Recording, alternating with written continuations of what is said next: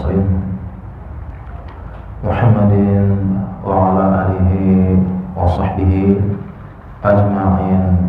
Amma ba'd. Jemaah sekalian yang semoga disayangi dan dirahmati oleh Allah Subhanahu wa taala.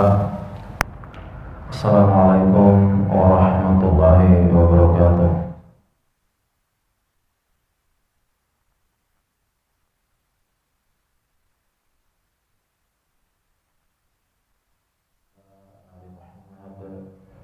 Sallallahu alaihi wasallam. Para jemaah sekalian yang dirahmati Allah Subhanahu wa taala, tema kita pada pagi hari yang penuh berkah ini tentang penyakit ain dan sihir, di mana kedua hal ini kalau ditinjau dari sisi kedokteran,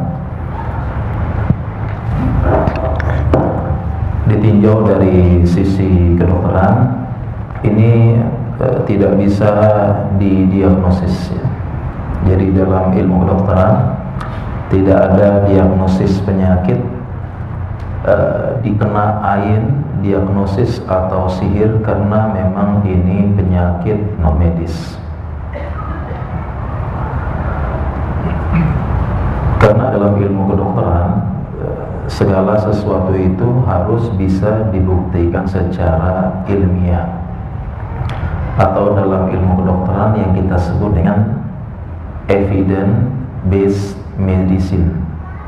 Jadi harus dibuktikan secara ilmiah dulu ya, dari pengobatan, dari ilmu diagnosa, bagaimana ini terbukti secara ilmiah menghilangkan berbagai macam kemungkinan dan faktor kebetulan ya. Jadi intinya dalam ilmu kedokteran bagaimana ada pembuktian ilmiahnya. Nah, tentunya kita para jamaah sekalian ya, sebagai seorang muslim, kita meyakini adanya sihir, adanya syaitan, terutama ain para jemaah. Kalau sihir mungkin pernah terdengar, banyak kejadian, bahkan sejak zaman dahulu kala sihir itu luar biasa ya. Jadi kita sering mendengar sihir, terutama di zaman dahulu sihir luar biasa. Kenapa?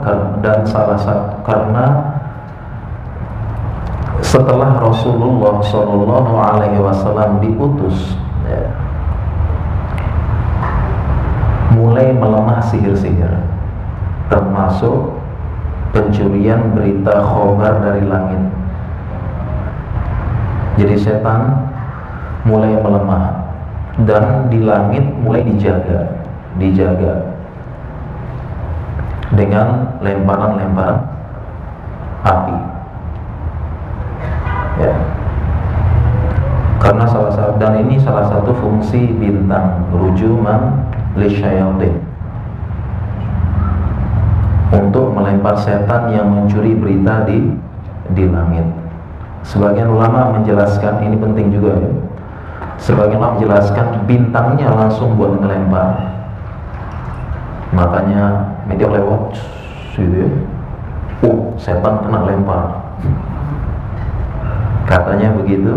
Ada juga ulama yang mengatakan karena dalam disebut sihab itu gejolaknya, bisyihabin ya, gejolak dari bintang. Jadi yang kena oleh setan itu apa?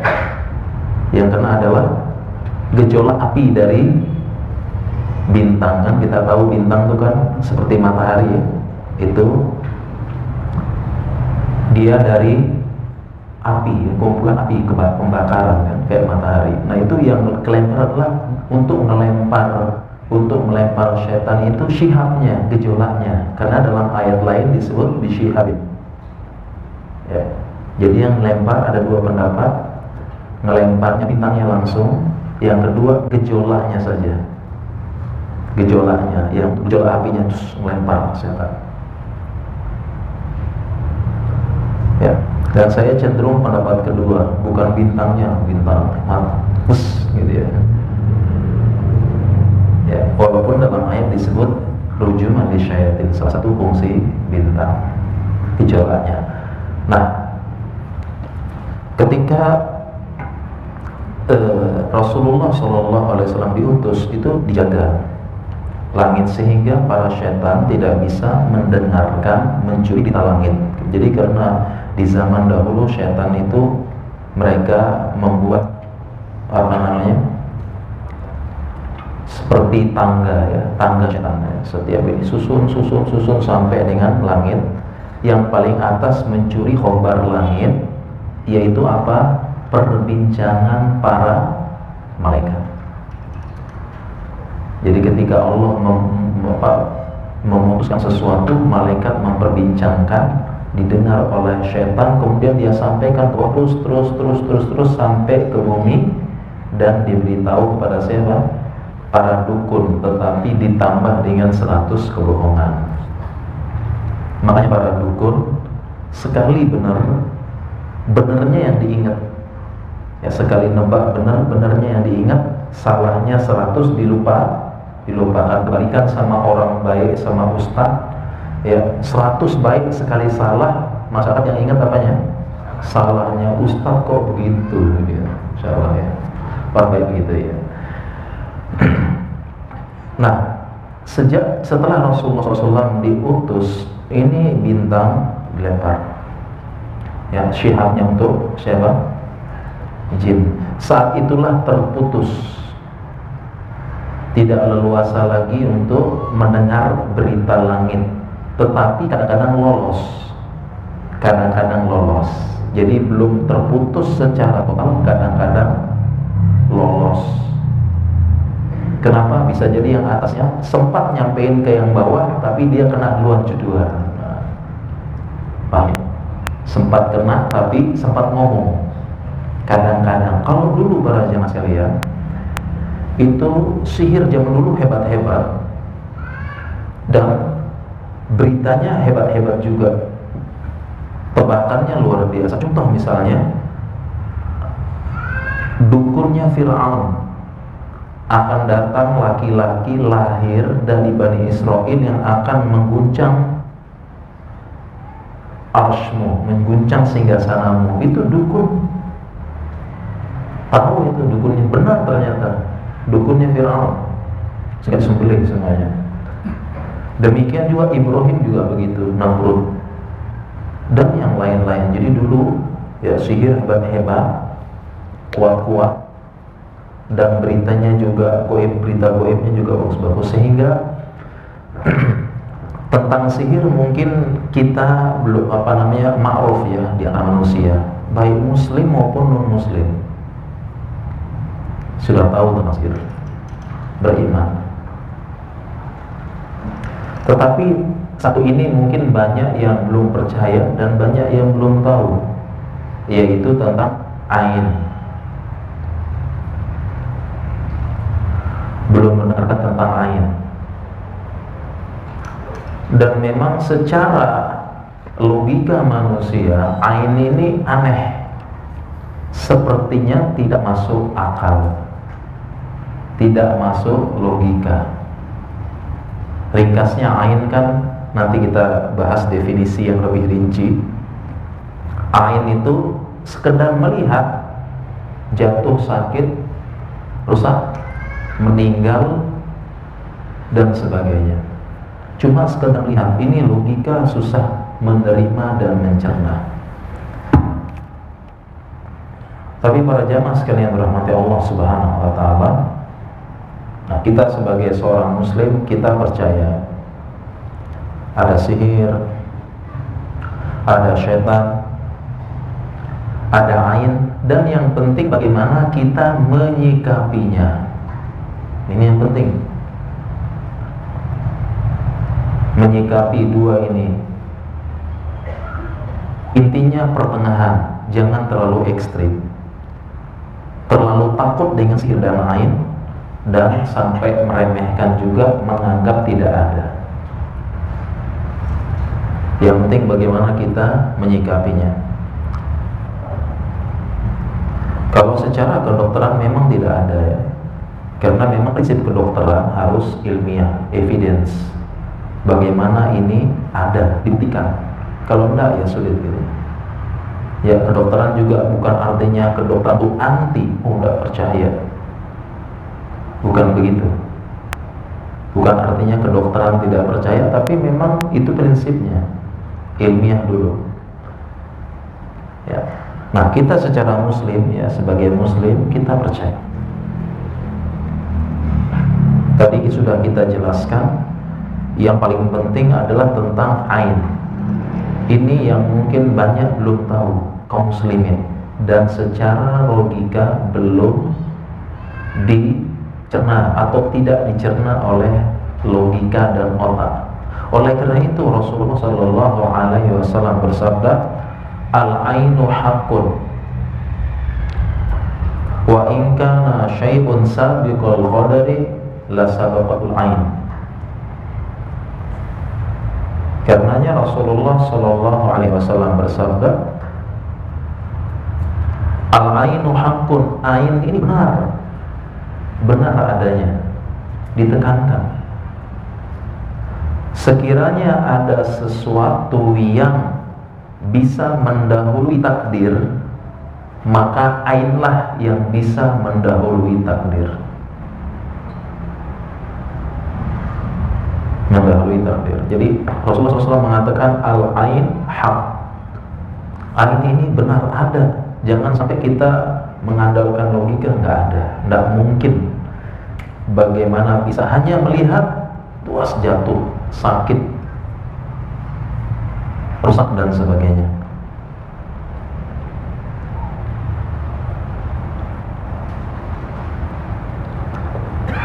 Ya, jadi ain ini benar-benar ada. Bagaimana apa itu ain? Saya bacakan dari definisi para ulama ainnya. Ibnu Athir rahimahullah mengatakan, asobat fulanan ainun idza nadhara ilaihi adwun aw hasudun fa atharat fihi fa marida bisababiha.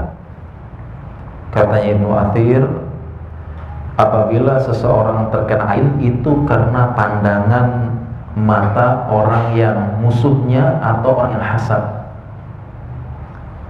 dan berpengaruh kemudian dia sakit disebabkan oleh ain tersebut. Ini definisi para ulama. Kemudian dari beberapa hadis yang lain, ain ini disebabkan juga karena pandangan yang takjub.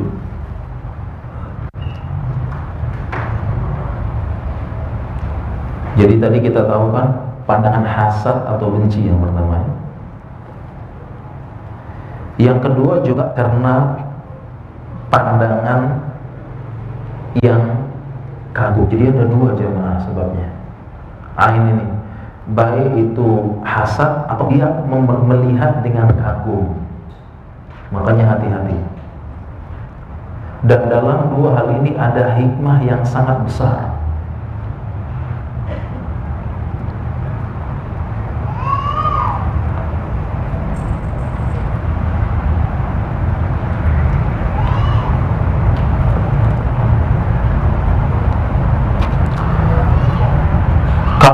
Tentang pandangan yang hasad ya, kalau tentang pandangan yang hasad, dalilnya sangat banyak. Pandangan hasad bisa menyebabkan ain, dalilnya sangat banyak.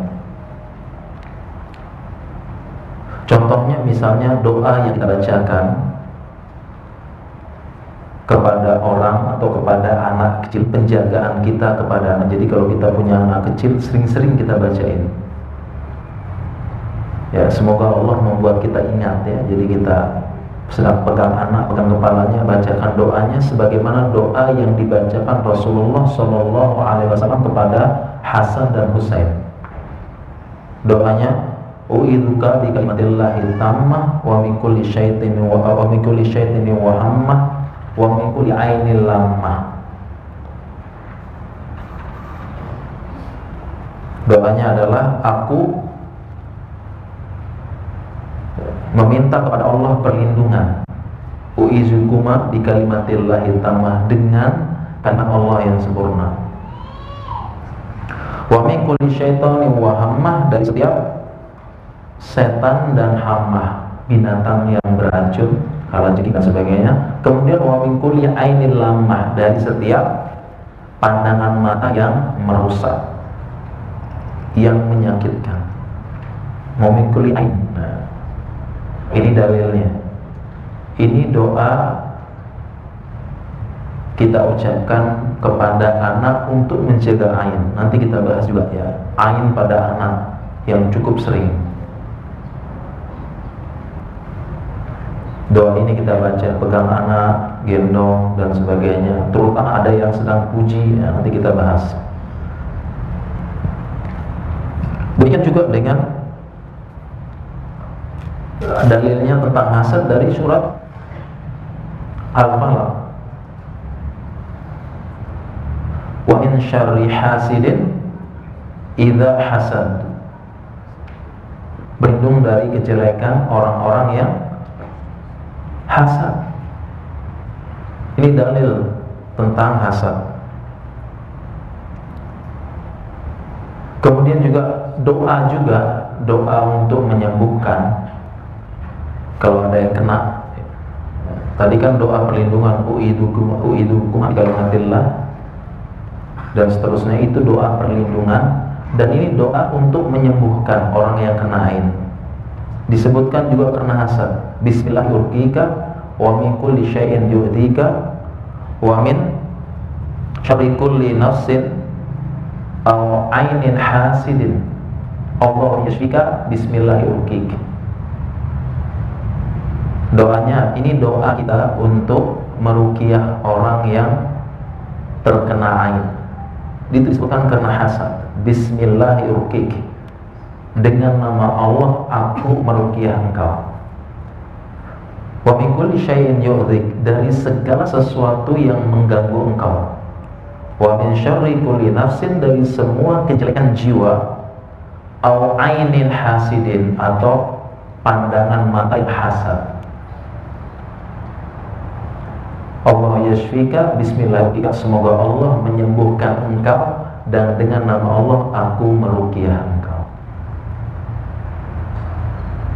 Ini doa untuk menyembuhkan orang yang terkena ain, atau doa ruqyah secara umum. Di situ disebutkan ainin hasidin, ini dalil pandangan mata yang hasad bisa menyebabkan ain.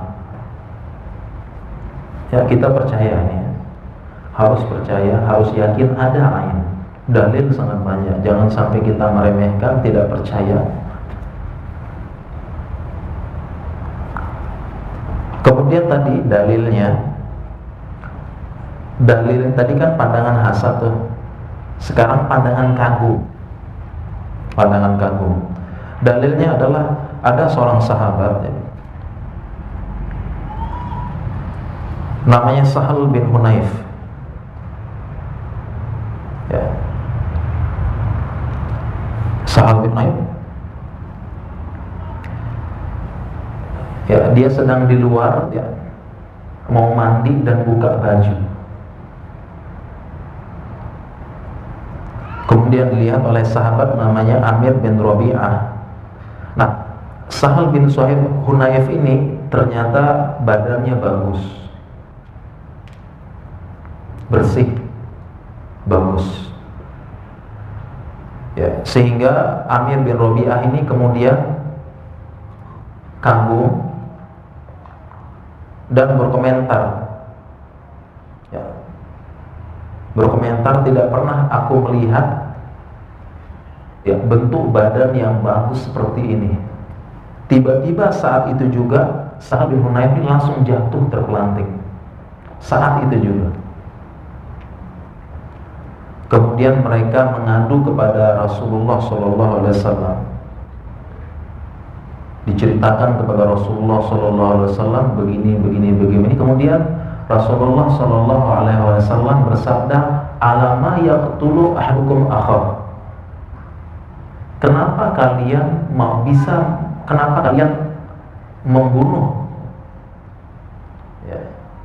membunuh saudara kalian ya? Ini ungkapan mubalaghah, berlebihan maksudnya ya. Bukan membunuh, maksudnya mencelakakan. Ala yaqtulu, tapi beliau menggunakan qatala yaqtulu, membunuh. Alama yaqtulu ahadukum akhah. Kenapa kalian mencelakakan saudara kalian? Ala idza ra'aita ma yujibuka barrokta. Hala dalam bahasa Arab itu artinya penegasan ya. Jadi hala ini kalau dalam bahasa Indonesia terjemahnya nggak ada katanya, tapi dalam bahasa Jawa hala ini terjemahnya ada, yaitu mbokyo ya. Kalau orang Jawa pasti tahu ya, mbokyo. Hala, kenapa kalian ini kalau melihat sesuatu yang membuat kalian kagum, kalian barokta, kalian ini mengucapkan berkah, barakallahu fiik gitu ya. Jadi ini kalau kita mengucapkan, kalau kita melihat sesuatu yang mengagumkan, barakallahu fiik. Ini salah satunya. Rasulullah demikian. Jadi ini dalil pandangan kagum bisa menyebabkan aib.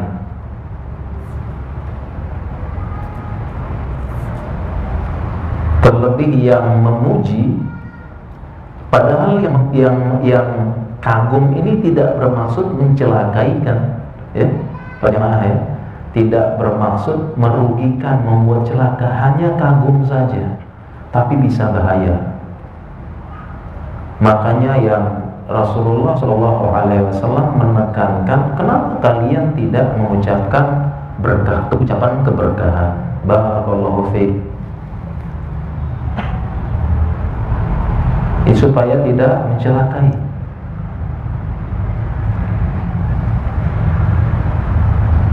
Dan demikian juga ucapan yang lain ketika kita kagum, yang lain adalah Masya Allah.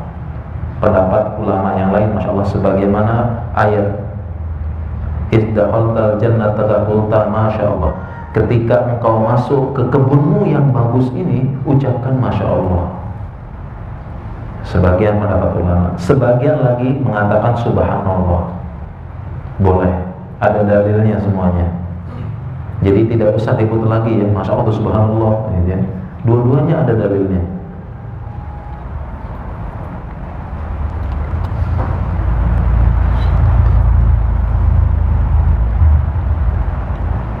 Akhirnya tadi Sahal jatuh, Amir bin Rabi'ah diminta untuk mandi. Ya, lanjutan hadisnya, Amir bin Rabi'ah diminta mandi. Kemudian bekas mandinya itu nanti dimandikan, dibasuh kepada yang kena air. Ini cara penyembuhannya. Ya, nanti kita akan bahas bagaimana cara menyembuhkan ain. Salah satunya ini. Ya, diminta mandi seperti mandi janabah. Ada sisa airnya. Ya, sisa airnya, kemudian sisa airnya ini dimandikan kepada yang kena. Dan saat itu juga langsung sadar. Dalam hadis ini lanjutan hadis ya. Saat itu juga Sahal langsung sadar. Ya. Seolah tidak terjadi apa-apa. Jadi para jamaah, ini dalil bahwasanya ain bisa karena pandangan mata yang hasad dan tahu.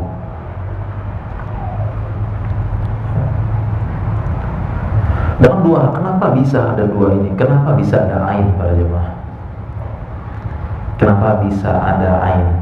ternyata menyimpan hikmah yang sangat besar. Kenapa juga? Sebabnya dua, hasad sama kagum. Bukan karena lucu gitu ya, bukan karena jengkel. Kenapa hasad sama? Ternyata punya hikmah yang besar. Hikmahnya para jamaah sekalian, supaya manusia tidak mudah pamer.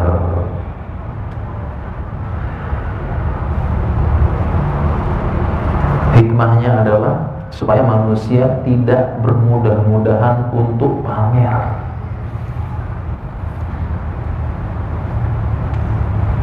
Ini hikmah besarnya. Coba sekarang para jamaah ya,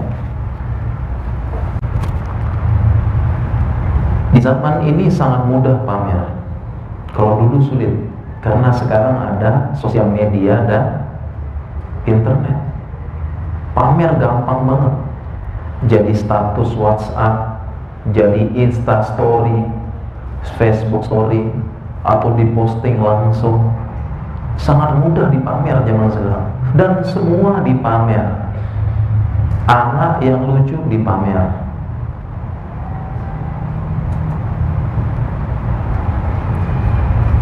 mobil baru dipamer, rumah baru dipamer, suami dipamer, romantisme dipamer, semua dipamer bisa. Diposting fotonya, apalagi nanti kita sebutkan dalilnya. Ain bisa melalui foto, nanti saya sebutkan dalilnya. Ain bisa melalui foto dan video, dalilnya ada juga. Dengan mudah pamer zaman sekarang.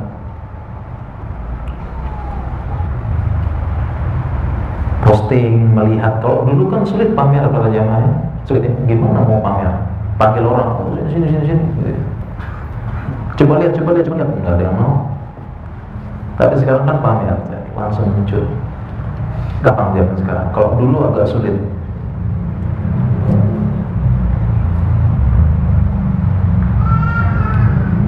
Karena pamer ini kalau tidak melahirkan orang, tidak memunculkan orang yang hasad, orang itu kagum, dan dua-duanya ini bisa membahayakan. Pertama, yang hasad, kita pamer terus ya, pamer keberhasilan, pamer apa, itu orang-orang yang melihat pertama bisa hasad, berhasil, baik, yang melihat akan hasad, dan hasad akan menimbulkan kebencian, menimbulkan baghdha, kebencian. Oh, dia benci sama orang tersebut, menimbulkan permusuhan di antara kaum muslimin. Minimal pas bertemu tidak senang, tidak apa, ada perasaan bagaimana, menimbulkan suuzon. Karena pamer-pamer terus, menimbulkan hasad. Apalagi para jamaah sekalian, katanya ulama, semua kita ini menyimpan hasad dalam hatinya, semuanya. Ulama buat kaidah, la yakhlu jasadun min hasadin. Tidak ada jiwa atau badan jasad yang terlepas dari hasad. Kita semua ada hasad dalam hati. Tapi kata ulama, orang baik menyembunyikan, orang buruk menampakkan hasad tersebut. Ada, semua kita punya hasad. Semua. Tidak ada la yakhlu jasadun min hasadin. Dan ulama tidak ada. Semua ada. Dan hasad itu sesuai bidangnya. Saya dokter, hasadnya sama dokter. Mohon maaf, tukang gojek, hasadnya sama tukang gojek. Parkiran sama tukang parkiran. Nggak ada tukang parkir hasad sama dokter. Kurang ajar di dokter nih, banyak banget pasiennya gitu. Parkiran saya sedikit gitu. Yang ada saling senang, semakin banyak dokternya, parkiran makin banyak gitu. Jadi, semua kita punya hasad. Semua, ustadz sama ustadz hasad, panitia kajian dengan panitia kajian hasad juga, ya, saling ngeblok. Hasad kita ada ya. Jadi sudah ada mendekam, katanya ulama, semua ada, semua ada. Masalahnya adalah yang baik dia tahan, orang yang baik dia tahan, jangan keluar, baik dalam ucapan maupun perbuatan. Orang buruk menampakkan. Nah, kalau orang sering pamer, hasad muncul, timbul kebencian, timbul suudzon. Makanya jangan pamer, baik pamer dengan ucapan maupun dengan postingan. Zaman sekarang ini yang paling sering postingan.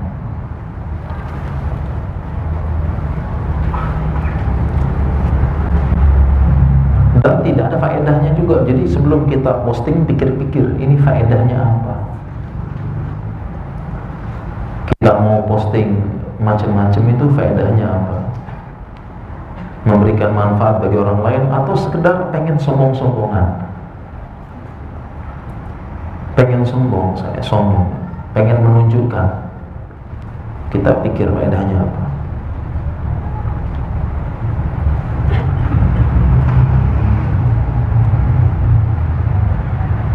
Jadi berbahaya. Bahkan bisa jadi orang yang hasad, dia merealisasikan hasadnya bagaimana? Dia fitnah, dia percelek, dia gibahin supaya orang dicelek jatuh. Kan makin bahaya para jemaah. Mending gak usah dipamer apa dan sebagainya. Menimbulkan orang hasad. Dan bahayanya, semakin banyak pandangan yang melihat dia, semakin besar kemungkinan terjadinya ain.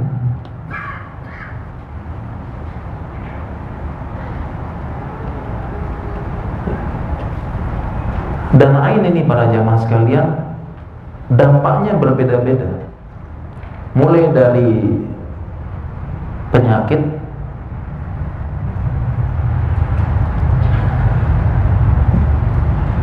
dari kerusakan, dari ketidakmudahan, bisa ain. Dan ain juga bisa mengenai benda. Jadi ain bukan hanya pada manusia, benda juga. Rumah kena ain, mobil kena ain bisa. Dalilnya kan nanti kita sebutkan. Ya. Bisa kena benda juga. Dari mana? Dari hadis Nabi SAW. Idza ra'a ahadukum min akhihi aw min nafsihi aw min malihi ma yujibu falyubarikhu fa innal aina haqqun. Ini dalil ain bisa kena benda juga. Jadi bukan hanya pamer anak, pamer suami, pamer istri, pamer keluarga, istri cantik, istri hebat dipamerin. Suami ganteng, suami penyayang, suami lembut, suami perhatian sama keluarga, pamerin terus. Nanti baru ngadu, nanti suami saya mau nikah lagi, banyak yang naksir. Dan bisa kena benda. Dalilnya tadi, iza ra'a ahadukum, apabila salah seorang dari kalian melihat min akhihi saudaranya, min nafsihi dirinya, min malihi hartanya, bendanya, mayujibuhu falyubarikhu, apa yang mengagumkan, ucapkanlah ucapan keberkahan, doa. Tadi min malihi, bendanya. Jadi benda bisa kena juga, apapun itu kena ain.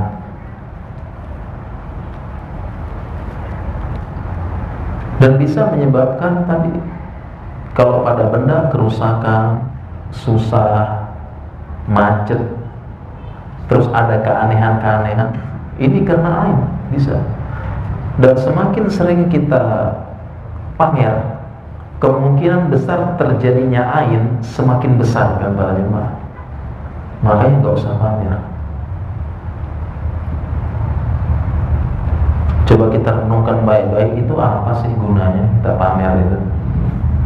Kita posting gambar, posting diri kita, ya, posting ini, itu untuk apa? Kalau memberikan informasi, memberikan manfaat, memberikan ilmu, memberikan motivasi, boleh.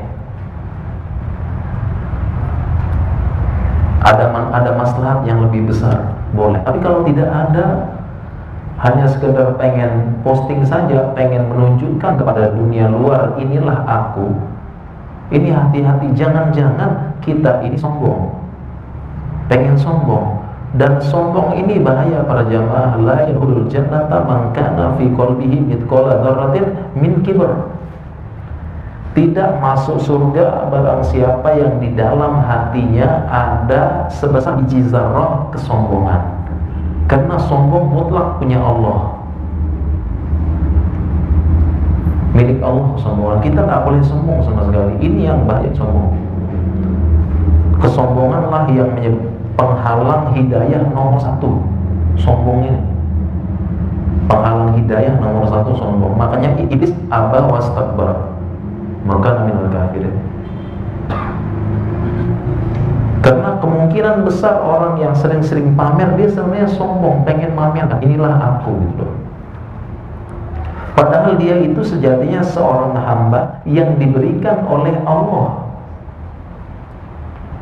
Kita nih hamba, aku tuh hamba, Abdullah, amatullah. Amah itu budak perempuan. Coba para jamaah, ada tidak orang budak itu sombong? Gak ada. Itu Allah yang kasih, kok kita pamer-pamerin. Kita pengen tunjukkan saya hebat, padahal Allah yang kasih.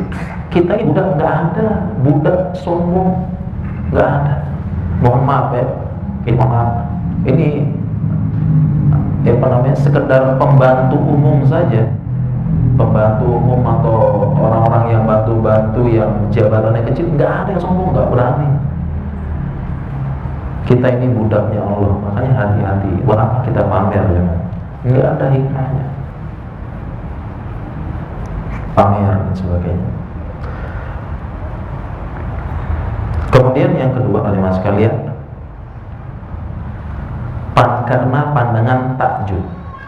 Ini juga membahayakan.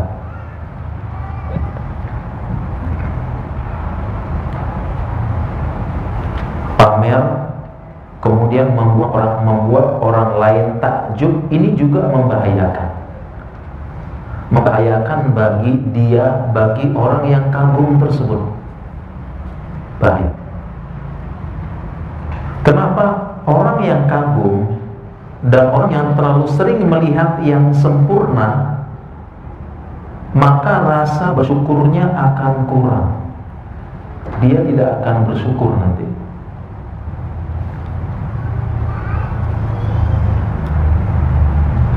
Makanya kita jangan sering terpapar dengan yang sempurna terus, membuat kita tidak bersyukur. Terpapar melihat yang sempurna, tidak bersyukur. Contoh para jemaah, ada seseorang pasangan suami istri, pasangan yang ideal. Suaminya baik, pinter, bertanggung jawab, kaya, alim. Pokoknya ideal suaminya nih, udah ganteng, kaya, alim, sayang keluarga, sayang istri, mau ngomong anak gitu ya. Ya, suami-suami keren ya, keren maco tapi ngomong anak, banyak kelepek-kelepek gitu. Demikian juga istrinya juga demikian, begitu baik, solehah, begini, dia keibuan dan sebagainya. Ya, ini pasangan yang baik, ideal. Tapi keduanya ini sering posting terus, baik keberhasilannya, kebaikannya, posting terus. Mungkin yang melihat tidak hasad, mungkin. Saya ulangi, yang melihat mungkin tidak hasad. Karena wajarlah, cocok dua orang ini, sama-sama baik, sama-sama ketemu, sama-sama kompak. Ya. Dua orang ini mungkin orang tidak akan hasad, wajar mereka baik. Tapi lama-lama yang melihat ini akan melihat kesempurnaan terus, terpapar dengan kesempurnaan. Jadi muji-muji terus. Dia lihat sempurna, besok dia lihat lagi ini sosok sempurna, besok dia lihat lagi sosok sempurna. Orang-orang yang melihat, terus melihat dan kagum, dia akan merasa tidak bersyukur dengan keadaannya. Contohnya, ada seorang istri melihat sosok suami ideal, terus dilihat, akhirnya dia tidak bersyukur dengan suaminya sekarang karena melihat yang ideal terus.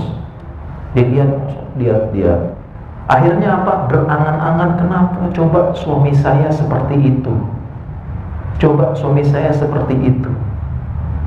Mulailah dia menuntut suaminya seperti yang itu, karena sudah kagum duluan kan. Mulai banding-bandingkan sama suaminya yang sekarang, pengen ideal seperti itu, pengen sempurna seperti itu.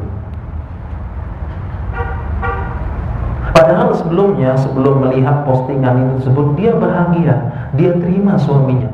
Suaminya ini baik, bertanggung jawab, sayang istri, ya, penghasilan cukuplah. Cuma satu kelemahannya, suaminya bisu, suaminya bukan pujangga, suaminya jarang ngomong, sayang kamu deh, ini bunga untuk deh, jarang.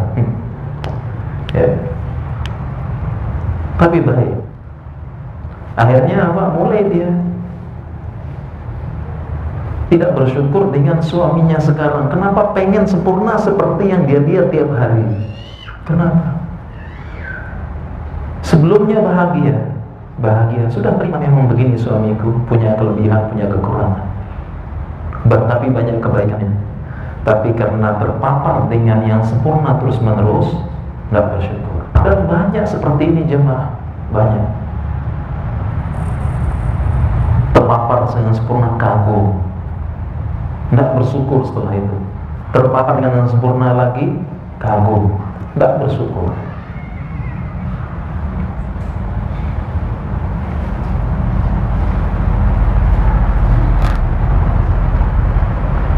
Banyak. Termasuk sekarang para jamaah ini yang membuat kita sesat di zaman ini. Di zaman ini kehidupan kita sesat. Kenapa? Karena itu kita terus dipapar dengan yang sempurna dari segala aspek kehidupan. Sempurna, sempurna, sempurna. Kita pengen begitu. Pengennya begitu. Jadi sesat kita, pengen tidak bisa.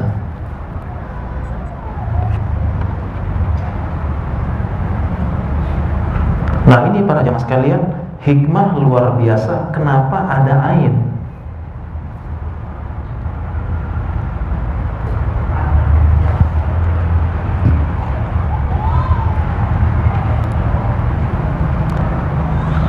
Agar kita tidak pamer. Insya Allah para jemaah sekalian, kalau kita nggak pamer, nggak gampang pamer sama sini, Allah menjaga kita dari aib. Ini yang pertama. Jadi jangan terlalu khawatir. Sebagian kan baru ngaji setengah-setengah, baca ain. Ini ngajinya apa? Setengah-setengah. Baca ain. Ain karena pandangan hasad sama kagum. Waduh, ini gue gimana nih? Wajah gue ganteng, kaya, jangan-jangan kena ain. Wah ini, nggak mau keluar rumah, jangan-jangan banyak orang lihat. Ya, ganteng, mobil apa, hafiz. Bahaya nih, apa kalau gue keluar rumah pakai cadar aja lah, nanti bahaya orang lihat. Gitu. Apakah begitu? Bukan para jamaah. Jadi intinya jangan khawatir. Jangan khawatir berlebihan dengan ain. Karena ada yang baca ain ini takut, serba takut. Aduh, jangan-jangan ain ini. Yang pertama itu, selama kita tidak pamer, Allah menjaga kita dari ain. Yang kedua para jamaah sekalian, Syekh Utsaimin menjelaskan, Syekh Muhammad bin Shalih Al-Utsaimin menjelaskan, yang menyebabkan seseorang terkena ain bukan karena engkau wajah yang rupawan, bukan karena rumah yang baik, bukan karena kendaraan yang baik, tetapi yang menyebabkan engkau terkena ain karena engkau lalai berzikir kepada Allah. Jadi dua sebab. Lalai berzikir kepada Allah. Jadi saya ulangi para jemaah sekalian, ya, sikap kita jangan meremehkan ain. Gak ada, ain gak ada. Padahal ada. Al-ainu haq. Yang kedua, jangan terlalu takut juga. Waduh, jangan kena ain.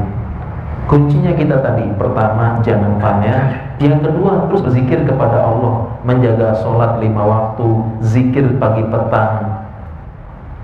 Zikir pagi petang, sempatkan jamaah. Memang zikir pagi petang banyak. Kalau tidak sempat, jangan baca semua. Baca satu aja, 2 saja, baca ayat kursi sudah, sebentar. Baca Qul huwallahu ahad sama al-mu'awwidzatain. Qul a'udzu birabbil nas, baca 3 kali. Baca yang lain banyak. Bismillahirrahmanirrahim. Fil ardi wa fis sama banyak.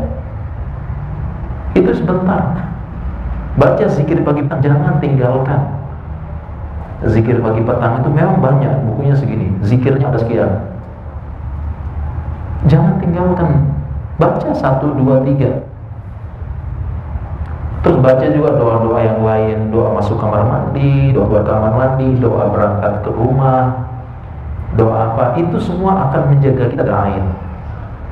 Jadi jangan terlalu khawatir pada jemaah. Terlalu khawatir sama ain, meremehkan juga tengah-tengah. Allah menjaga kita, coba. Dijaga sama Allah.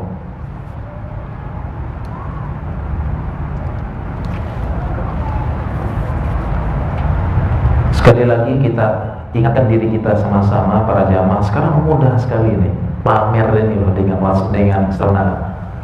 zaman sekarang pamer. Ini hati-hati, jangan sampai nanti terjadi hal-hal yang tidak kita inginkan, baik dalam diri kita, harta kita, rumah, mobil. Tiba-tiba terjadi hal-hal yang bisa jadi karena ain. Mobil gampang mogok, benda beli langsung rusak, bisa jadi karena ain.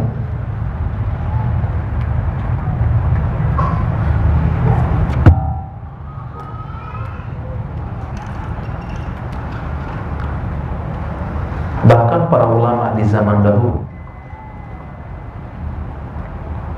ya,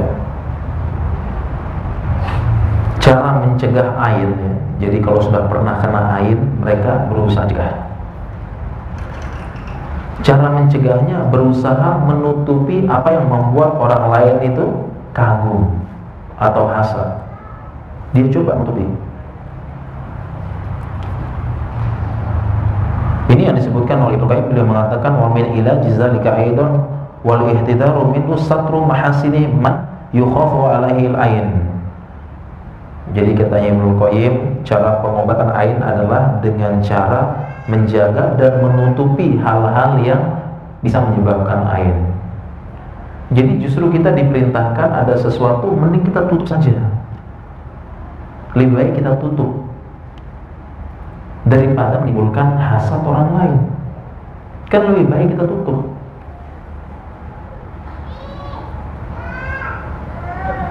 Justru dari ulama mengatakan satu tutup untuk mencegah orang lain hasad dan kagum. Terlebih kalau kita bahas lagi kagum, orang nanti akan memuji. Dan pujian dalam Islam ini justru merusak. Para jamaah sekalian, dalam Islam justru pujian ini malah merusak dulu. Bisa merusak. Orang kagum memuji, pujian itu bisa merusak kita, menipu kita. Makanya ada doanya, ketika kita dipuji ada doanya. Allahumma la tu'akhidni bima yaqulun waghfirli bima la ya'lamun waj'alni khairan mimma yadhunnun. Ini doa ketika dipuji. Karena yang namanya pujian itu membuat kita kadang-kadang rusak. Bahkan Rasulullah SAW mengatakan orang yang sering madihin, orang-orang yang terlalu sering memuji, dikit-dikit muji, disuruh lempar mulutnya dengan tanah, dengan turun. Karena pujian aslinya ini menipu, jemaah. Menipu aslinya. Hukum asalnya. Ya. Kita hati-hati. Makanya ada doanya. Saya artikan doanya tadi. Allah, ya Allah, la tu'akhidni bima yaqulun. Ya Allah, jangan engkau siksa aku dengan pujian mereka. Ya Allah, jangan siksa aku dengan pujian yang mereka ucapkan. Waghfirli bima la ya'lamun. Ampunilah ampuni aku apa yang mereka tidak ketahui. Karena aku ini banyak dosa ketika sedang sendiri. Ketika kita sedang sendiri banyak dosa kita, apalagi sendiri. Karena kita ini terlihat alim depan manusia aja, pas sendiri banyak dosa kita. Makanya waghfirli bima la ya'lamun. Ampunilah apa yang mereka tidak ketahui. Dosaku banyak.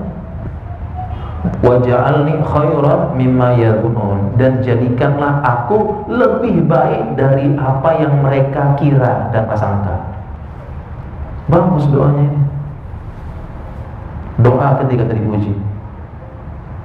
Orang kagum, muji-muji, pasti muji. Aduh, jangan baik, kita langsung melayang ke langit, lupa daratan. Ya, melayang terus ya, daratan lupa darat. Tandanya.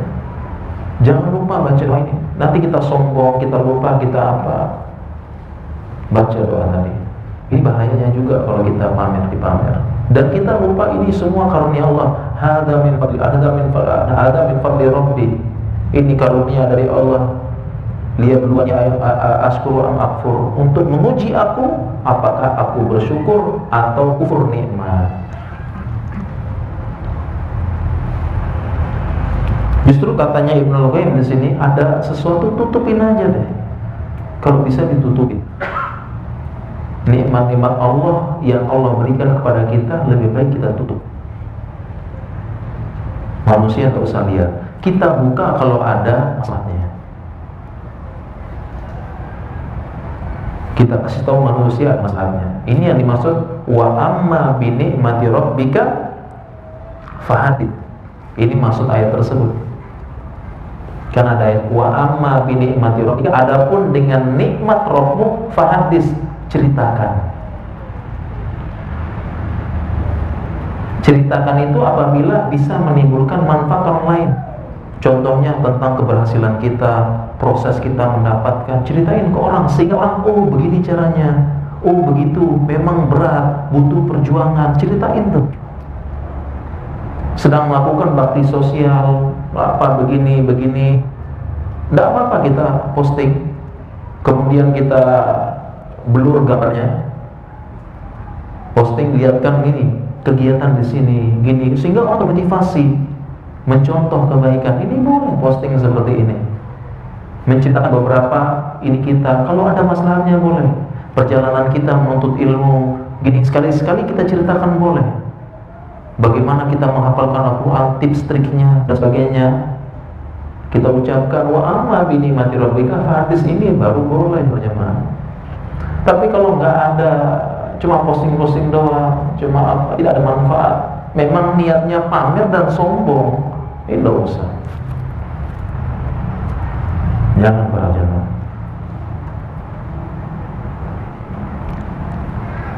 Tadi disebutkan kita menutupi, ya, itu Ibnu Qayyim. Bahkan ahli tafsir Al-Baghawi menyebutkan dalam kitab Syarhus Sunnah, beliau menyebut dia melihat ro'a sabiyan mulihan. Dia melihat bayi yang sangat lucu, imut, bayi lucu banget. Semua orang yang lihat pasti pengen gendong, cium dan puji.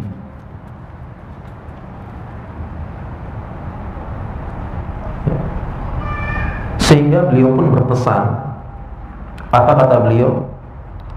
Dasu kata beliau, dasimu naunatahu. li alla tusibahul ain. Itu lesung pipinya diolesi dengan warna hitam supaya tidak terkena ain. Itu sampai segitunya untuk mencegah, untuk menutupi. Ya. Saking anaknya benar-benar lucu banget ya. Untuk mencegah daripada kena ain. Ya, jadi kalau punya anak yang lucu banget gitu ya. Karena setiap orang yang lihat pasti pengen gendong, pengen cium, pengen puji ya. Kalau enggak ya enggak usah gitu ya. Enggak usah.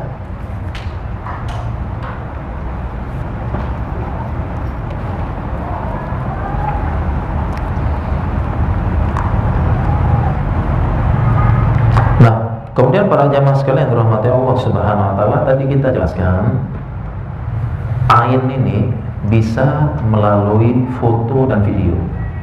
Di zaman sekarang kan, foto dan video. Jadi tidak hanya melalui melihat langsung, tapi melihat di foto dan di video. Ain bisa lewat ini.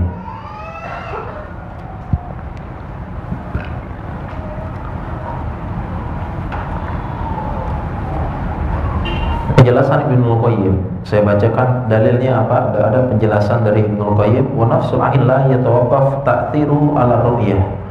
Orang yang menyebabkan ain tidak terbatas dengan melihat saja. Bal qad yakunu a'ma fa yusafu bi lahu syai'u fatu'athiru nafsahu fihi wa lam yara. Tetapi qad yakunu a'ma, kadang-kadang orang yang buta, diceritakan sesuatu pada dia, disifatkan sesuatu pada dia begini, kemudian waktu atiru nafsahu, kemudian memunculkan sesuatu pada dia dan menimbulkan ain.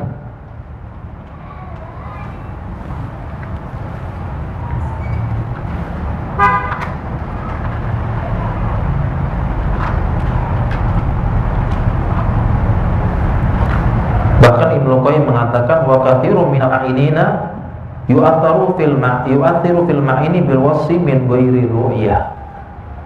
Katanya Ibnu Qayyim, dan banyak orang yang menyebabkan ain itu menimbulkan ain dengan bil wasfi, dengan sekedar pensifatan. Diceritakan begini, kemudian tanpa melihat. Ibnu Qayyim mengatakan, jadi orang buta bisa nyebabin ain.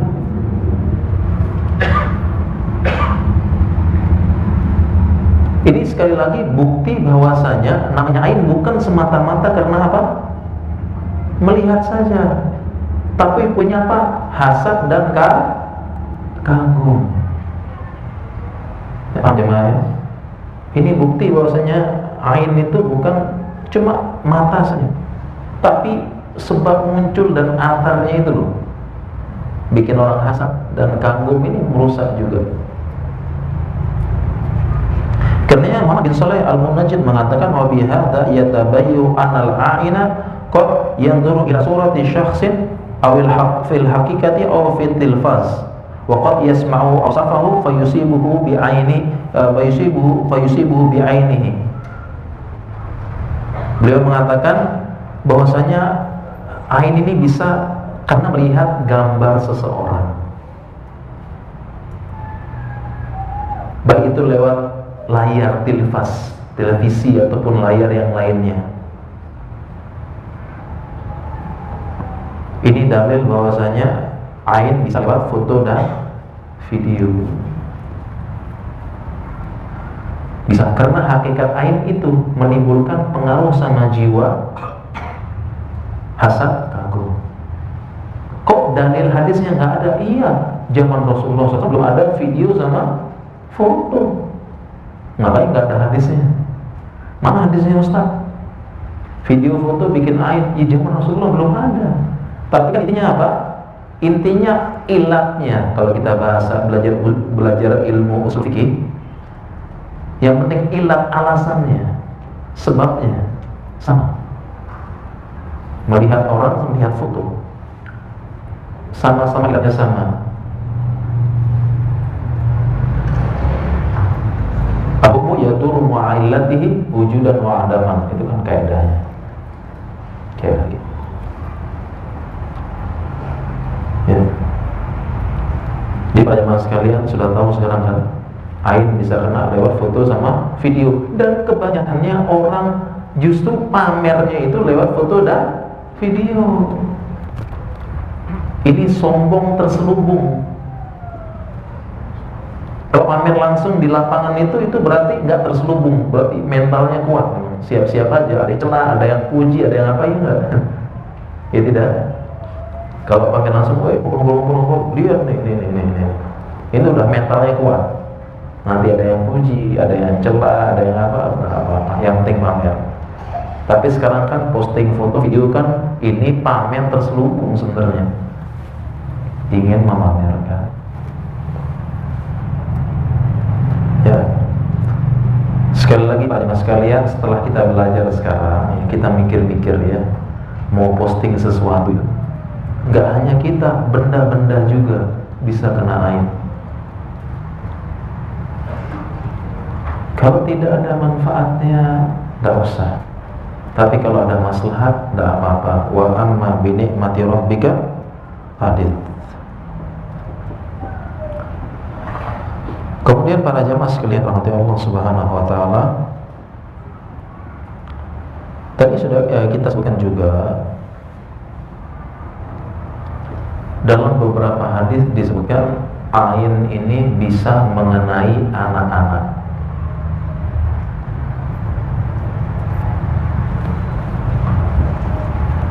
Bisa mengenai anak-anak.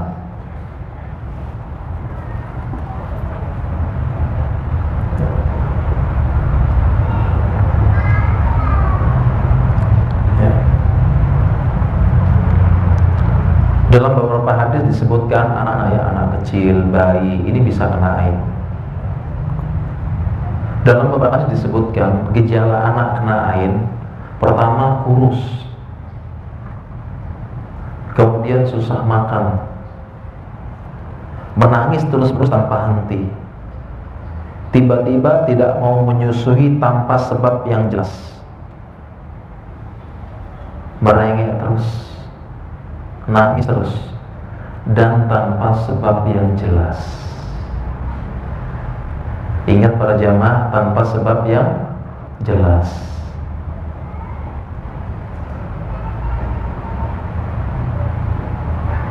Tapi kalau sebabnya jelas, ya kita sembuhkan sebabnya. Ada anak nangis terus, nangis, nggak mau makan juga. Dikira sama keluarganya, sama ayah ibunya kena aib, jangan-jangan ini. Dibacakan doa terus. Namanya ruqyah kan doa para jemaahnya. Ruqyah itu doa. Bisa Allah kabulkan, bisa tidak Allah kabulkan. Di ruqyah terus anak ini. Kalau Allah belum bisa mengabulkan doanya supaya sembuh. Dikira aib, di ruqyah terus. Nggak mau makan, nyeri terus, teriak terus. Ternyata setelah diperiksa mau tumbuh gigi. Nah, gitu. Ini paling sering jamaah, tiba-tiba anak demam gak ada sebab, periksa, memang mau tumbuh gigi. Ya begitu. Pasti yang punya anak paham deh. Ibu-ibu terutama yang care, kalau bawa bapak nggak begitu. Begitu. Memang kalau anak mau tumbuh gigi itu memang nggak kelihatan di mana, tapi sakit, nggak mau makan, nyeri, kadang demam. Ternyata mau tumbuh gigi. Memang begitu gejalanya. Sehari 2 hari. Gigi yang belakang terutamanya ini ya. Karena dia akan mendesak gusi. Dia keluar, dicoblos gusinya. Nah, ya. Jadi dalam hadis tadi disebutkan ini semua tanpa sebab yang jelas. Tapi kita diperintahkan cari juga sebab apanya, karena dalam ilmu tauhid para jamaah sebab itu ada dua, sebab kauni dan sebab syar'i.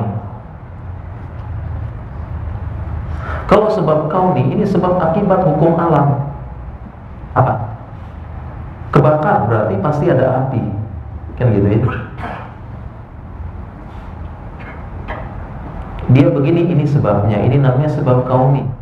Dan ada sebab syar'i di mana syariat menyatakan ini sebab, walaupun tidak terbukti secara sebab kauni. Kalau sebab kauni ini sebab akibat para jamaah, sebab akibat dan sunnatullah. Ini sebab kauni namanya. Ada sebab syar'i. Syariat menjadikan sebab walaupun secara sebab kauni bukan sebab.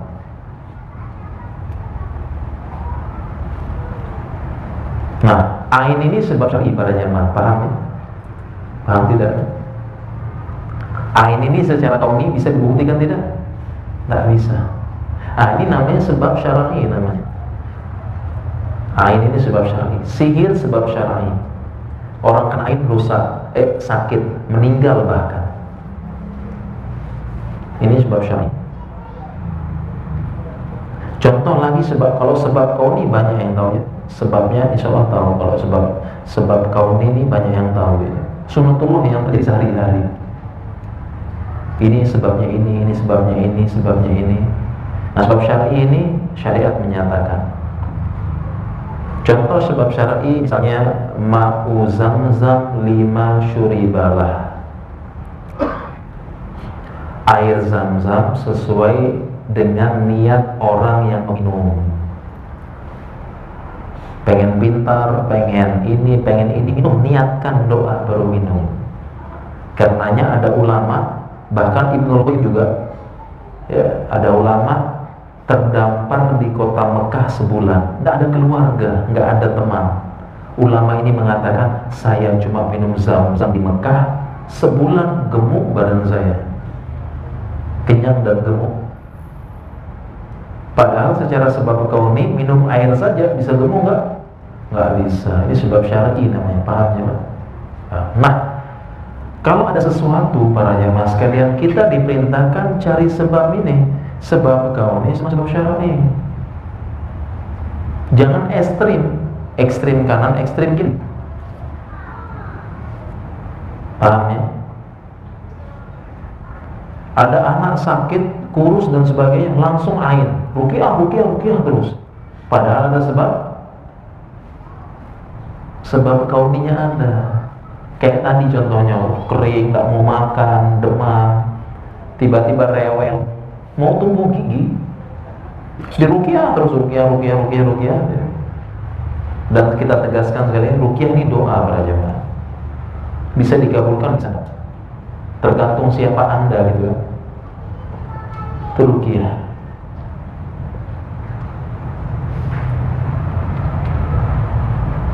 Ya, jadi diobatin juga sebab kauninya.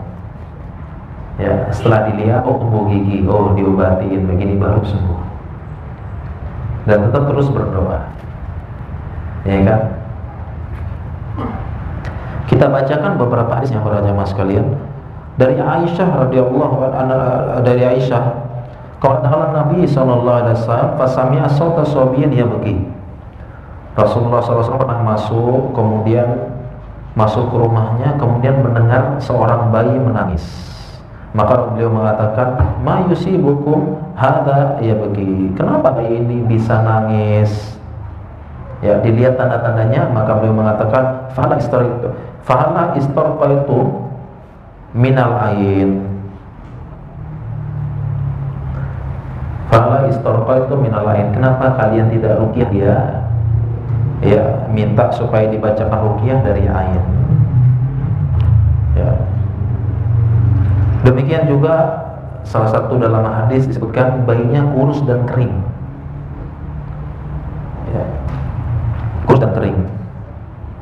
Pernah Rasulullah SAW ya, berkata kepada Asma bin Umais, ya, beliau melihat anaknya kurus banget. Beliau mengatakan, ma li ara ajsami bani akhi dharihatan.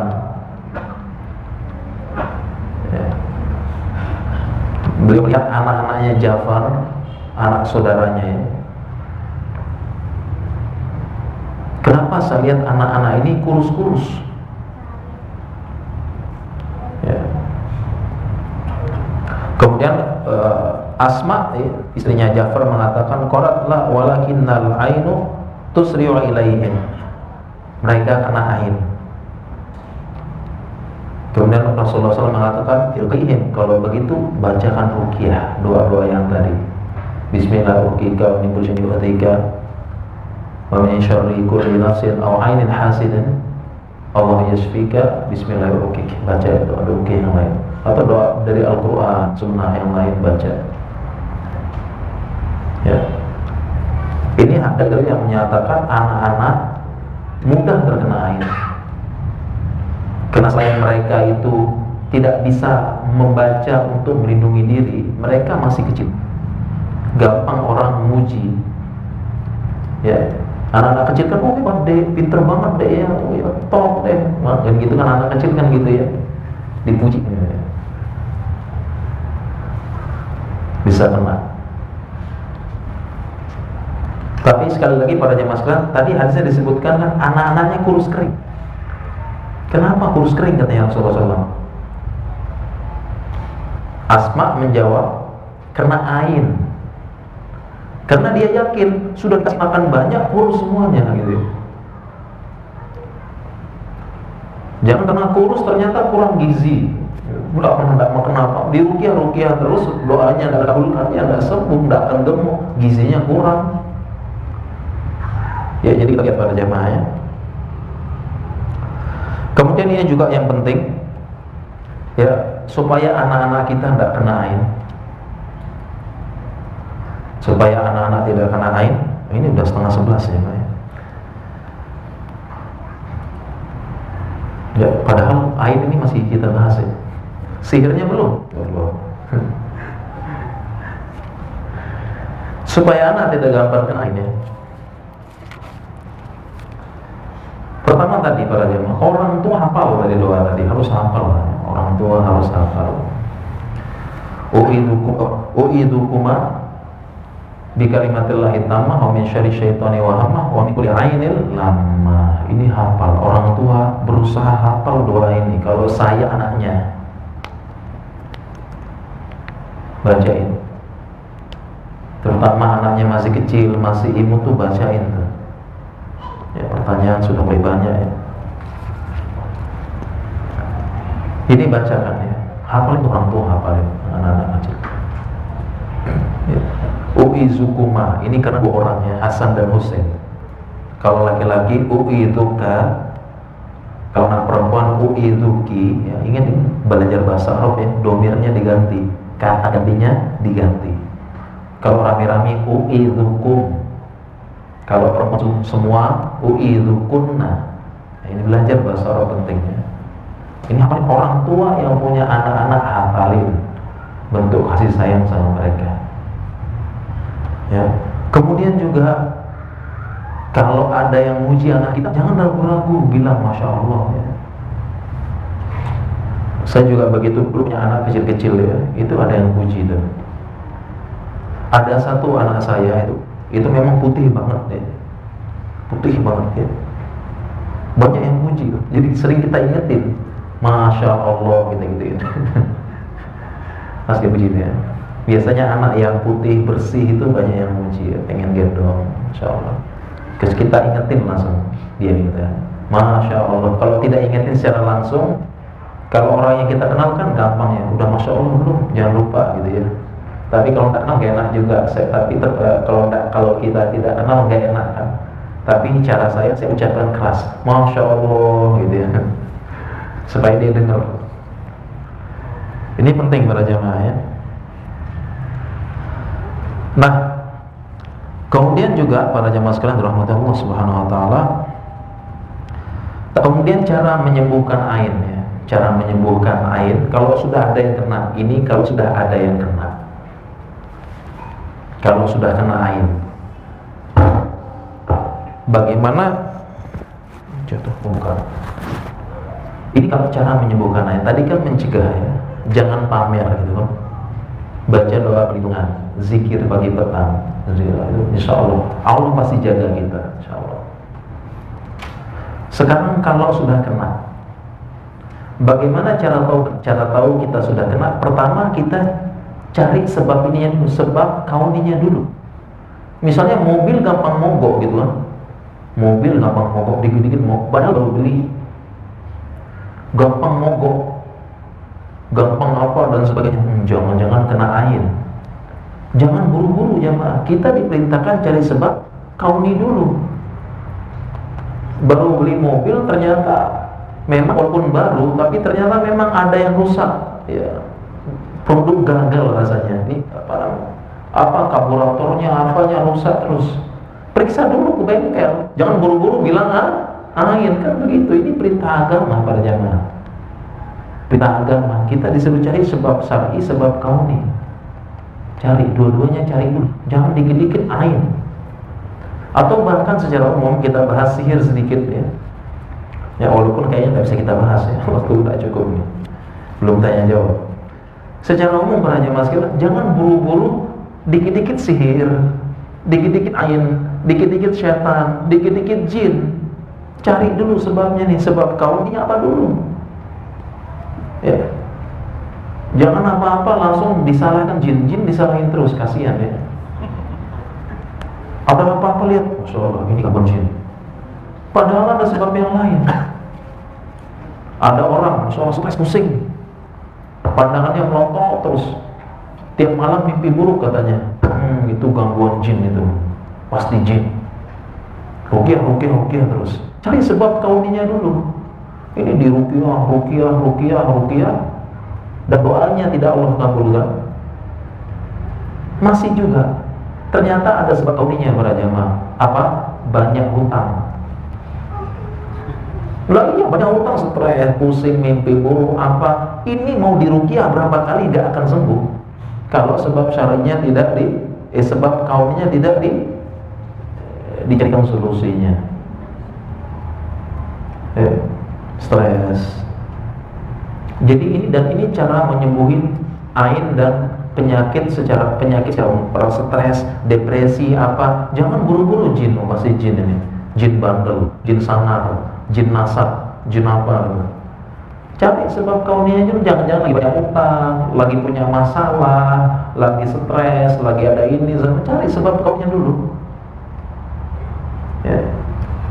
Apalagi kalau kita kompromi kan, karena dia stres, banyak pikiran, lalai berzikir sama Allah. Ya tidak, gampang diganggu oleh setan, kan begitu komprominya. Jadi ini cara pengobatan secara umum ain, sihir dan gangguan jin. Cari sebabnya. Sebab kauni apa dia, sebab syar'inya apa. Dua-duanya disembuhkan. Karena sebagian kita begitu, ada orang yang ekstrim kanan, ekstrim kiri. Ada orang ini fokus pada ini. Ada orang stres, depresi, ya pikirannya ini aneh, kelakuannya apa, fokus pada ini saja, ganggu sebab ininya apa, tapi tidak diobati jiwanya, imannya tidak diobati. Ruqyah, diajarkan tauhid, pasrah kepada Allah, terima takdir. Ini kan bagian dari ruqyah. Ekstrim kanan. Ada yang ekstrim kiri saja, ruqyah terus, padahal banyak utang, lagi masalah sama istri, punya kerjaan di kantor apa. Kalau nggak diselesaikan nggak akan sembuh dia. Dan senantiasa masih terus dia kepikiran terus, ngelamun, susah tidur, susah apa. Karena ada orang yang tanya kepada saya, Ustaz, saya ini penyakit ini sulit, susah.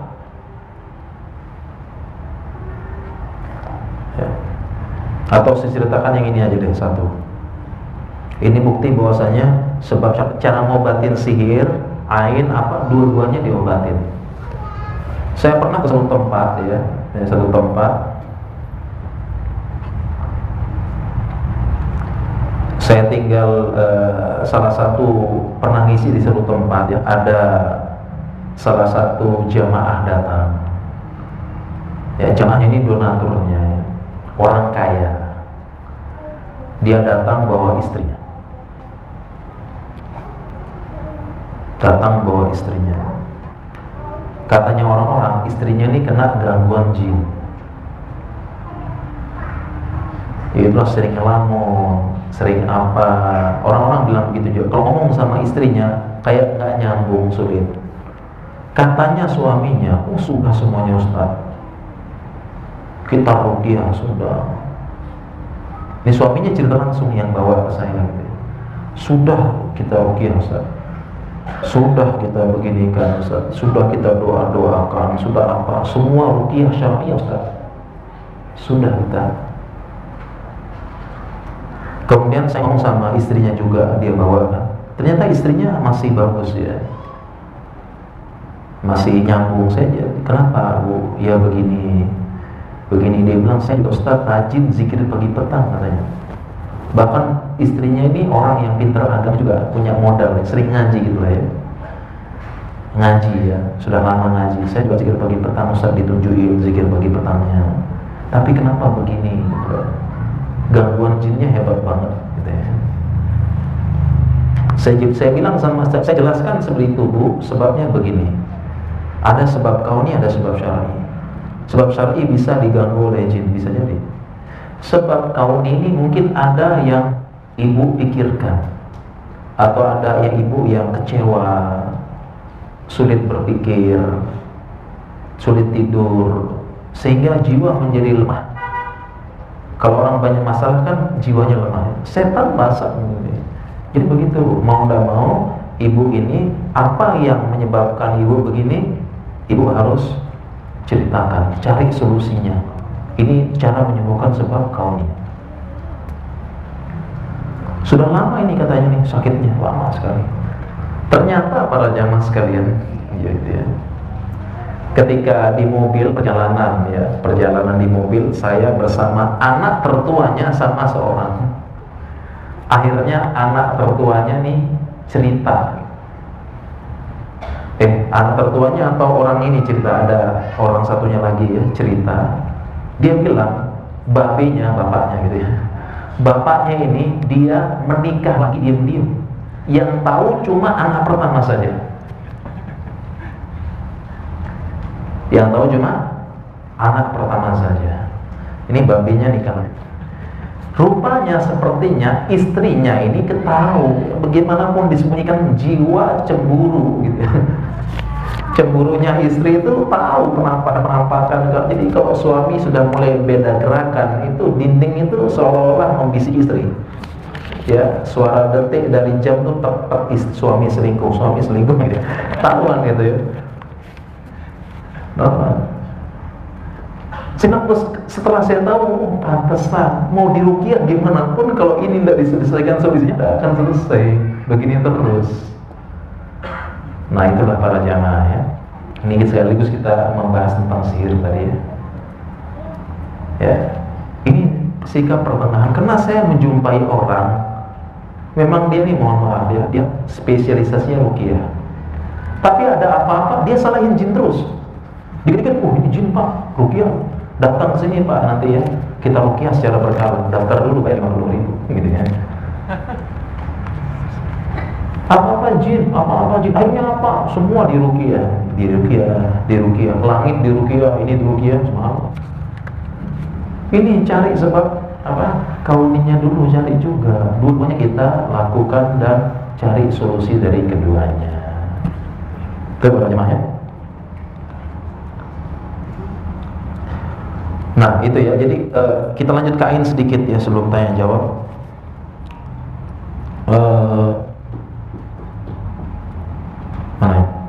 Iya, kalau sudah kena ain, tadi caranya kita cari sebab kauninya juga apa? Sembuhkan juga sebab kauninya. Ya, sembuhkan sebab kauninya. Kalau sudah kena ain, pertama ada dua kemungkinan. Orang yang menyebabkan ain ketahuan, dan orang yang menyebabkan ain tidak tahu siapa yang menyebabkan. Kalau tidak tahu siapa yang menyebabkan ain, siapa yang pandangan matanya yang menyebabkan, kita doakan, kita menyembuhkan dengan ruqyah secara umum. Dengan ruqyah secara umum. Sebabnya banyak, caranya banyak. doa-doa apa, insya Allah banyak kapan-kapan dibahas. Insya Allah sudah Pak Jamaah juga sudah tahu ya sebagiannya.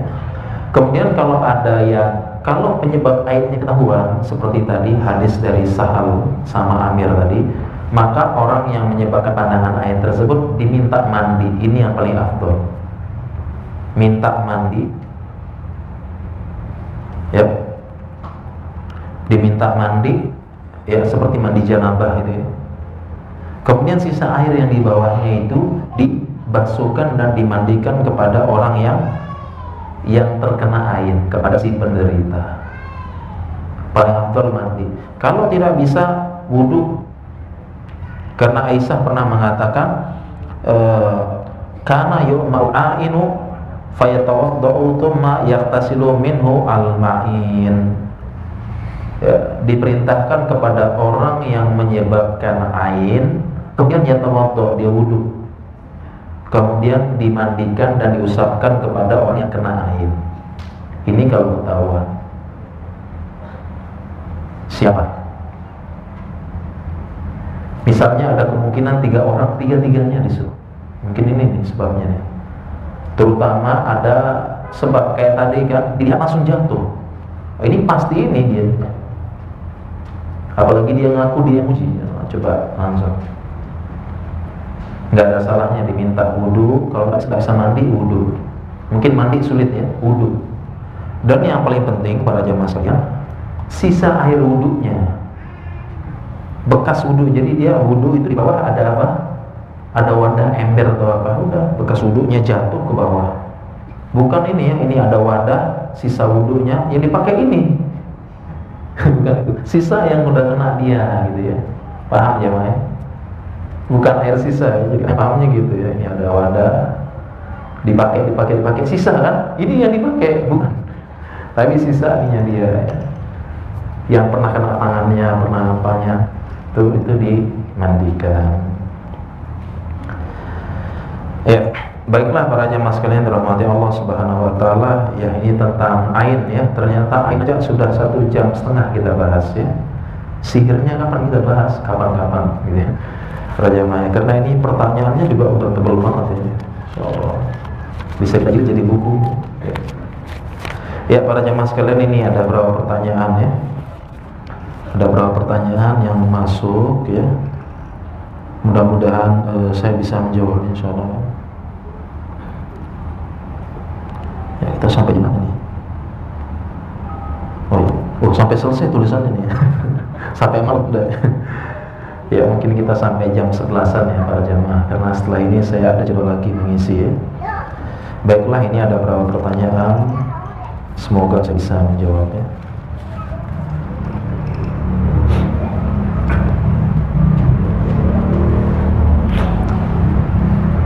Ya, minum dulu.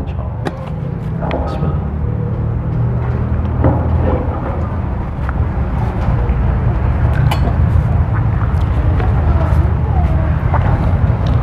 Bagaimana pandangan Ustadz terhadap orang yang punya sifat perfeksionis? Ya, perfeksionis, pengen sempurna, melankolisme. Apakah orang tersebut terkena air? Tidak, para jemaah ya. Orang yang sifat perfeksionis memang sifat dasarnya begitu, pengen perfect. Sifat dasarnya melankolis, sifat pembawaan. Ya, sifat pembawaan ini bukan tidak terkena ain, memang sifat dasarnya begitu.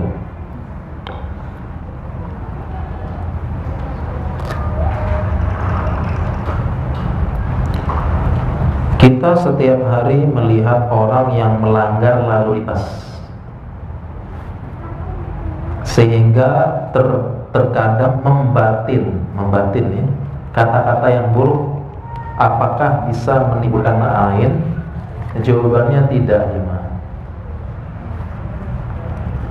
Jawabannya tidak. Ya, tiap hari melihat orang melanggar lalu lintas, ya memang kadang-kadang ngeselin ya. Ya, lalu lintas ngeselin, lagi nyetir mobil, lagi apa, ada yang semaunya. Ya, seperti jalanan punya dia aja gitu ya. Emang punya babi lo jalanan ini gitu. Nah, ya. Termasuk mohon maaf juga yang bikin agak kesel tuh itu ya. Ini, mohon maaf ini ya, ini yang naik motor sambil merokok. Waduh. Itu yang terlalu. Ya apalagi berhenti di lampu merah, depan kita ngerokok tanpa dosa. Di belakang lagi bawa anak. Ya gitu. Lepas sudah ya jemaahnya. Ini bukan batin lagi. Ya apa rokoknya nanti aja deh, nggak usah sambil itu jalannya, itu kan asapnya nyebar di belakang, sama percikan apinya. Apakah bisa menimbulkan aib? Ini tidak, sekedar batin saja. Dan kaidah fikihnya para jamaah, kalau sekedar batin, Allah tidak akan mengazab atau menghukum kita karena apa yang terlintas di pikiran dan sekedar batin. Itu tidak ada hukumnya. Sekedar terlintas, ada hadisnya itu, karena kita tidak dikuasai, kita tidak bisa menguasai hal tersebut. Pasti pernah terlintas pikiran buruk, batin yang jelek-jelek, itu pasti, dan kita tidak akan dihisab atau dihukum oleh Allah.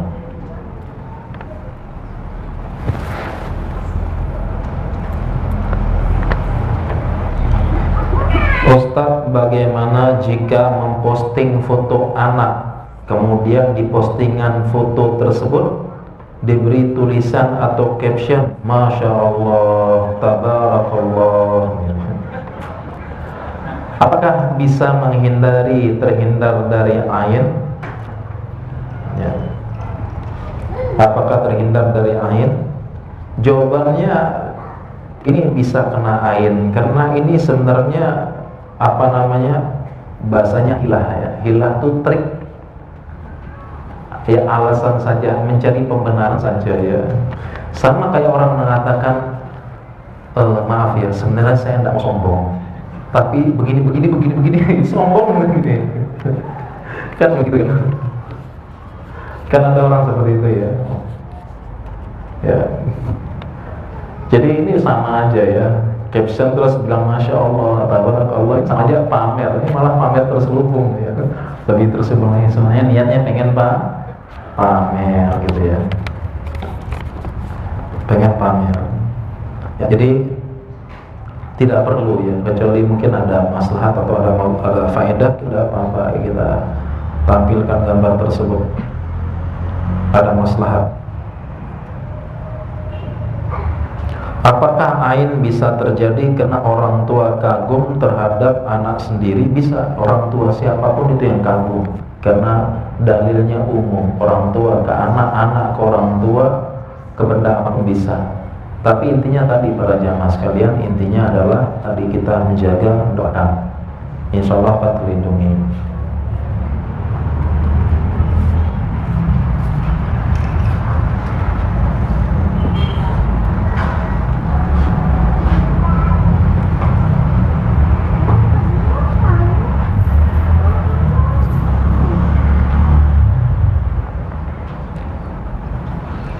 Ya, sudah 2 kali dalam tahun ini saya sepertinya kena mens.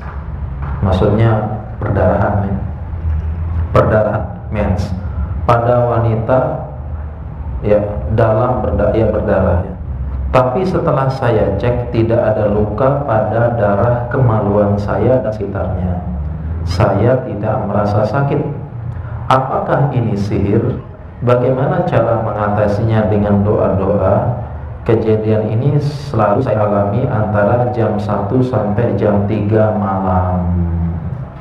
Bagaimana caranya? Tadi sudah kita jelaskan para jamaah, cari sebab kauninya juga. Kalau perempuan perdarahan, sebabnya banyak para jamaah. Ya, sebabnya banyak. Ya, salah satunya penyebabnya adalah ada yang disebut dengan perdarahan yang tidak jelas. Ya, ada namanya perdarahan yang tidak jelas.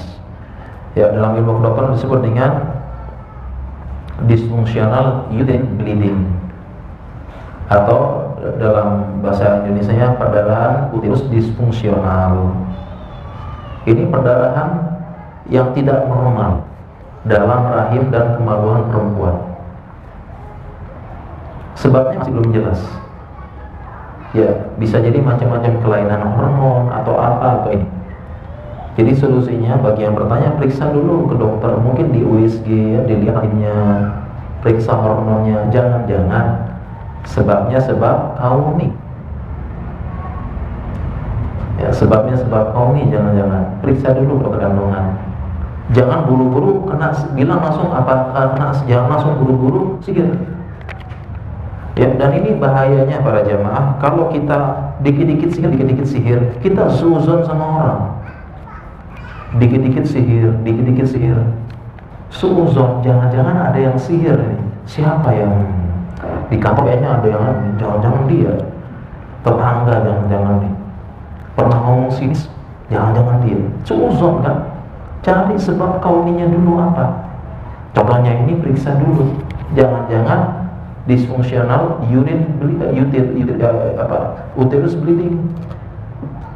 Ini dalam ilmu kedokteran ada penyakitnya. Periksa dulu. Jangan buru-buru bilang sihir. Suzon nanti. Siapa yang nyihir nih? Ya, padahal tidak ada. Jadi bagi yang pertanyaan ini coba dicek dulu lah ya ke dokter yang lengkap dan sebagainya. Ya. Bagaimana cara mencegah atau menghindari sifat hasad? Cara mencegah sifat hasad bagaimana? Caranya banyak, dijelaskan para ulama banyak caranya. Dan memang kita harus benar-benar berlindung dari hasad. Hasad ini intinya adalah sombongan. Dan inilah yang menyebabkan iblis diusir dari surga. Aba wastakbar wa kana minal kafirin. Ya, dia enggan dan sombong, kemudian hasad sama Adam. Dan hasad ini kuncinya dari sombong. Dia merasa dirinya yang lebih baik. Kuncinya ada, cara menghilangkan hasad sangat banyak para jemaah. Banyak, dijelaskan para ulama. Tapi ada satu yang paling baik, satu kunci paling mengena supaya kita tidak mudah hasad, bahwasanya setiap kita ini sudah dibagikan rezekinya masing-masing.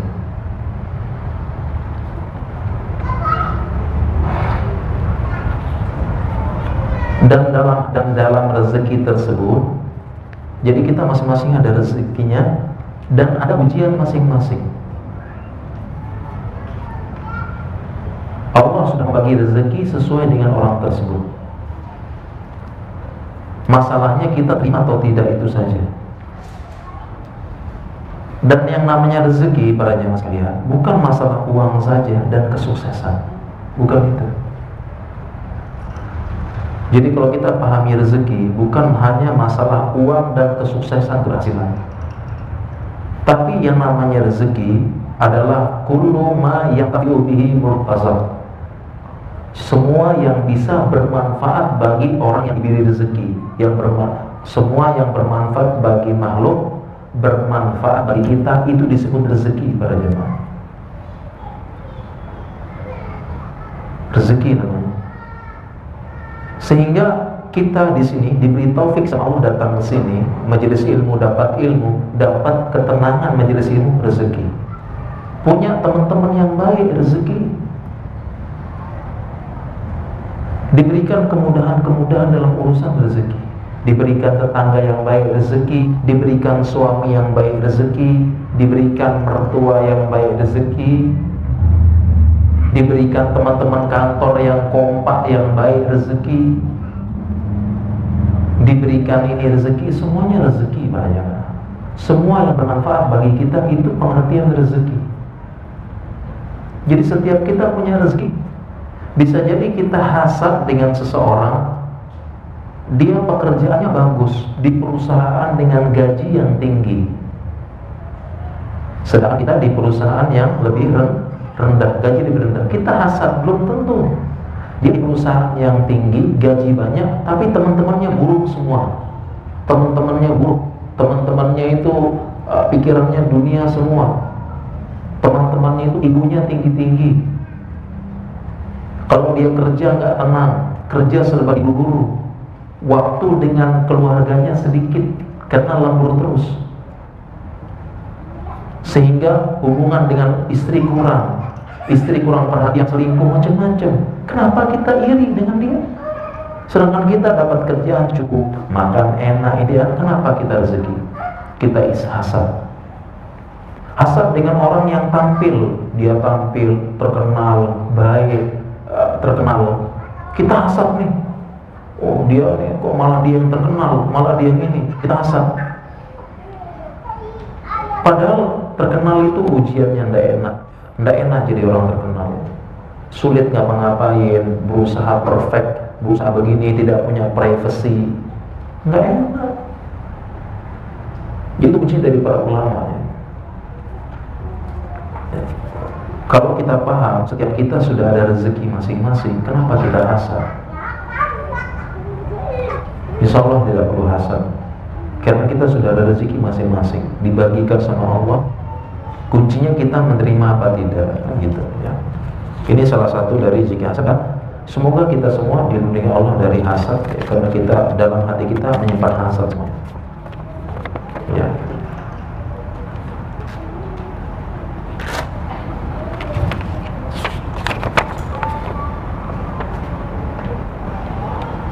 Saya pernah mengikuti kajian bahwa ain hanya bisa terjadi di Jazirah Arab. Bagaimana pendapat Ustaz? Jawabannya, ya ini tidak tepat, tidak benar, karena dalilnya umum, dalilnya umum. Ya bukan hanya di Jazirah Arab saja, di mana-mana dalilnya umum. Bahkan setelah Islam berkembang ke Mesir, Baghdad, Irak, Syam, Turki, Andalusia, Spanyol, diajarkan sama ulama ain, tetap diajarkan, terjadi dimanapun. Jadi tidak benar hanya di Jazirah Arab saja. Dari mana dalilnya juga ya? Penjelasan ulama dari mana gitu ya?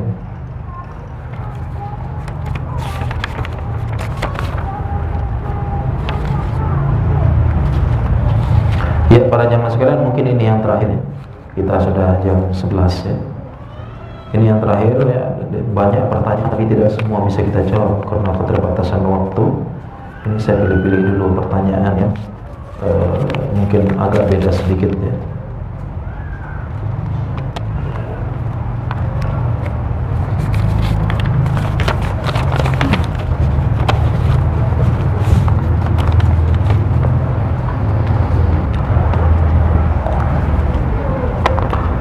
Apakah termasuk memancing ain jika memposting masakan dengan tujuan ingin memberikan inspirasi makanan harian, berbagi resep?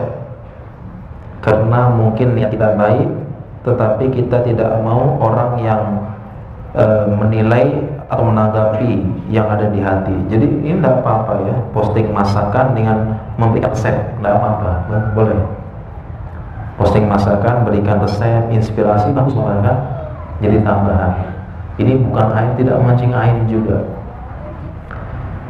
Yang memancing ain yaitu sering posting makanan, ya, posting makanan kuliner sana sini, posting terus. Ya, posting terus. Ya. Karena Rasulullah SAW mengajarkan berbagi makanan, bukan berbagi foto makanan. Kan gitu ya. Ya. Berbagi foto makanan.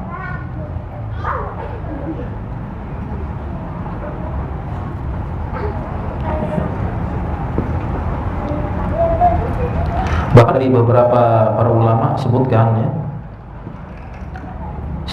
ada ulama yang jelaskan kalau engkau ya, atau ada para ulama sebutkan kalau engkau membeli makanan ya, kalau engkau membeli makanan kemudian engkau tidak berniat membagikannya ya, engkau tidak berniat membagikannya, kata ulama, fawari, sembunyikan.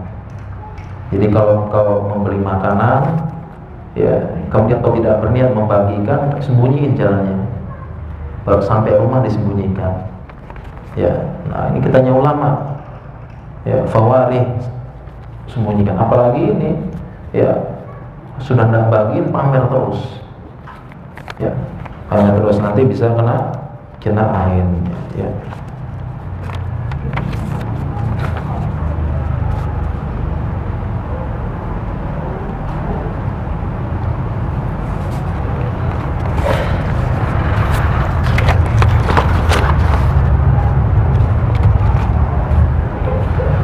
bagaimana sikap kita menyikapi teman kerja yang tidak suka dengan kita. Kadang karena beberapa kelebihan kita dalam bekerja, ada beberapa teman yang secara terang-terangan maupun tidak mereka dengki dengan kita. Jawabannya dicuekkan saja, dicuekkan, nggak usah dipedulikan. Mau jadi teman, oh yaudah ya sudah gitu. Karena Imam Syafi'i mengatakan malin min ahadin illa lahu muhibbun wa mubghidun. Ini katanya Imam Syafi'i. Setiap orang pasti ada pencinta, pasti ada pembenci. Katanya Imam Syafi'i. Jadi kita mau bagaimanapun, mau baik siapapun pada orang, ada saja yang komentar aneh-aneh, ada yang tidak suka, ya sudah, tidak usah dipedulikan. Yang penting ridho rawat saja, udah biarin. Ya, kalaupun dia benci, selama kita zikir pagi petang, kita jaga, pasti ada. Mau baik bagaimanapun pasti ada yang tidak suka sama kita, udah biarin saja. Itu kata Imam Syafi'i, cuekin saja. Toh dia cuma tidak senang saja kan, nggak berpengaruh sama kita kan, ya sudah. Dia ngomongin kita di belakang nggak berpengaruh kan, nggak mukul, nggak ngurangin uang kita, nggak ngurangin tabungan, nggak bikin sakit, udah biarin sudah dia ngomongin. Kita kerja terus, pasti ada pencinta dan pembenci, intinya cari ridho Allah terus, dan tidak akan terkenain dan sebagainya selama kita tadi kita sudah sebutkan syarat tadi ya, jangan pamer, menjaga diri, zikir pagi petang dan sebagainya. Baiklah para jemaah sekalian dirahmati Allah Subhanahu wa taala, mungkin demikian kajian kita pada pagi hari ini ya. Sampai siang ini mohon maaf ya, cukup banyak pertanyaan yang belum bisa kita jawab. Mudah-mudahan di lain kesempatan kita bisa menjawab semua pertanyaan ini. Kita akhiri para jemaah sekalian, kurang lebihnya saya mohon maaf ya. Subhanakallahumma bihamdika asyhadu an la ilaha illa anta astaghfiruka wa atubu ilaik. Wassalamualaikum warahmatullahi wabarakatuh.